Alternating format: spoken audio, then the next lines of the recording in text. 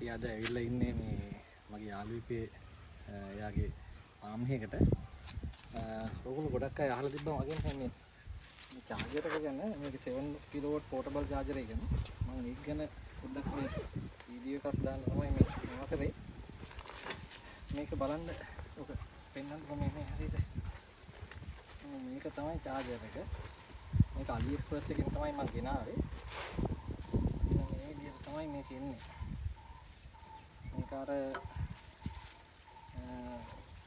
ගෙදර අයි කරන home charger එක වගේමයි. මේ ඇප් එකකින්මයි වැඩ කරන්නේ. මේකට ඉන්ඩස්ට්‍රියල් සොකට් එකක් එනවා. නෝමල් අර ගෙදරට පාවිච්චි කරනවා වගේම මේ වාහනේ ප්ලග් කරන සොකට් එකක් තියෙනවා. එතකොට මේ වයර් එක ඇවිල්ලා තියෙන්නේ 6 mm කේබල් එකක් ඇවිල්ලා තියෙන්නේ. මේක ඇම්පියර් 32 යනකල් ලෝඩ් එකක් අදින්න පුළුවන්. ඉතින් මම මේ මගේ යාළුවාගේ ගෙදර මේ ආපු වෙලාවේ එයාගේ ගෙදර තියෙන ඉන්ඩස්ට්‍රි සොකට් එකට මම ඔයාලට මේක ප්ලග් කරලා පෙන්නන්නම්.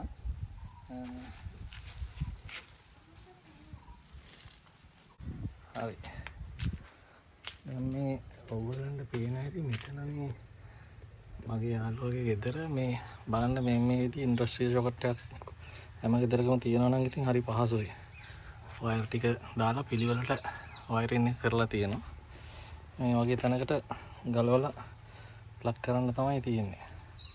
මම දැන් වාහනේ ළඟට ගත්තා අපි මේක ප්ලග් කරලා බලමු.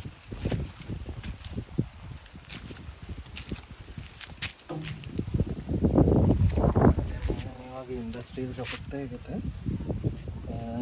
මේක මෙන්න මේ විදිහට මේක අර මෙතන එහා පැත්තේ කට්ටයක් වගේ එකක් තියෙනවා. ඒකට මෙහෙම වැටෙන්න දාලා මම ගාවම හොඳට ඉරලා හිටිනවා. ඊට පස්සේ මේ පියනත් වැහුනහම මේ පියන මෙතනට ලොක් වෙනවා. මේ කෑල්ල මෙතනට ලොක් වෙනවා. ඊට පස්සේ ආයෙත් ගලවලා වැටෙන්නේ නැහැ. ඒක ඉරලා තියෙනවා. ඊට පස්සේ මේක මෙන්න මේක ඔන් කරපුවාම මෙතනින් ඔන් වෙනවා වලට පේනවා. කරන්ට් එක එනවා. දැන් මේකේ වෙනවන ඇම්පියර් 32කින් තමයි දැන් චාර්ජර් වැඩ කරන්නේ. මෙතන කිලෝවොට් ගණන් ඇම්පියර් ගණන් වෝල්ටේජ් එක 235ක් වෙනවා කියොත් මේ ඔක්කොම ටික වැටෙනවා. දැන් මේකේ එර්ත් එක හරියට තිබ්බේ නැත්තම් මේ මෙතන මේ එර්ත් එකට තියෙන ලකුණු රතු වෙලා පේනවා. එහෙම වුණොත් මේ චාර්ජර් එක හරියට ඔන් වෙන්නේ නැහැ. මේක එර්ත් එක දැන් හොඳට තියෙන හින්දා තමයි මේ කොළ පාටට පෙන්වන්නේ. මේකත් අර විදියටම මේ Wi-Fi රවුටර් එකක් කරා අර අපේ අර ගෙදර හෝම් චාර්ජර් එක වගේම මේකත් අර ස්මාර්ට් ලයිෆ් ඇප් එකෙන් හරි 2යා ඇප් එකෙන් හරි ඕන එකකින් කන්ට්‍රෝල් කරන්න පුළුවන්. හරි අපි දැන් මේක වාහනේට ප්ලග් කරලා බලමු මේ මොකද වෙන්නේ කියලා. මේ මෙතන මේ Wi-Fi ලකුණ තමයි වැටෙන්නේ මගේ Wi-Fi එකට කනෙක්ට් කරලා තියෙන්නේ කියලා.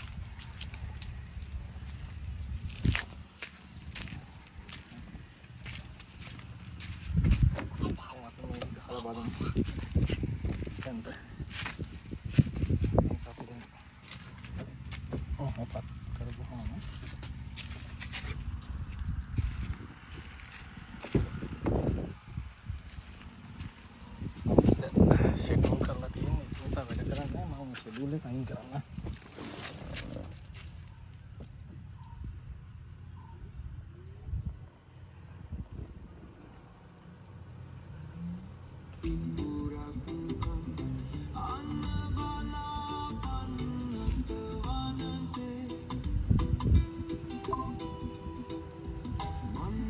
මම ෂෙඩියුල් එක අයින් කරා. දැන්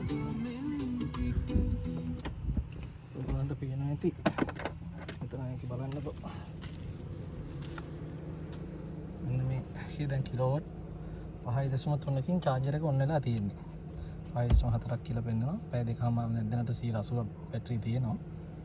පැය දෙකකින් ෆුල් චාර්ජ් වෙනවා කියලා පෙන්නනවා.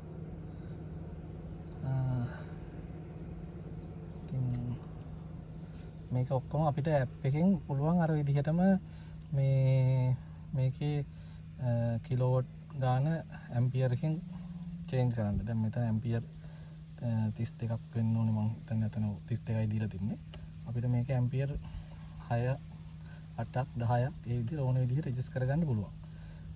මේක හැබැයි අපි අර ගෙදර තියෙන හෝම් චාර්ජර් එකේ මේ චාර්ජර් එක ප්ලග් කරලා චාර්ජර් එක දුවන ගමනොත් ඇම්පියර් එක කන්ට්‍රෝල් කරන්න පුළුවන්. හැබැයි මේ ඇප් එකේ මේ චාර්ජර් එකේ විතරක් අපිට එහෙම දුවන ගමන් ඇම්පියර් එක කන්ට්‍රෝල් කරන්න බෑ.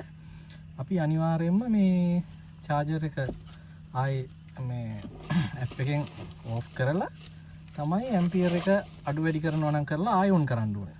එහෙම එකක් මේකේ තියෙනවා. ඒ අරින්න නැත්තම් මේකෙන් අර විදිහටම ගෙදර හෝම් චාර්ජර් එකෙන් charge කරනවා වගේම මේ විදිහටම සාමාන්‍ය විදිහටම charge කරන්න පුළුවන්. මේක ඕන තැනක අරගෙන යන්න පුළුවන්.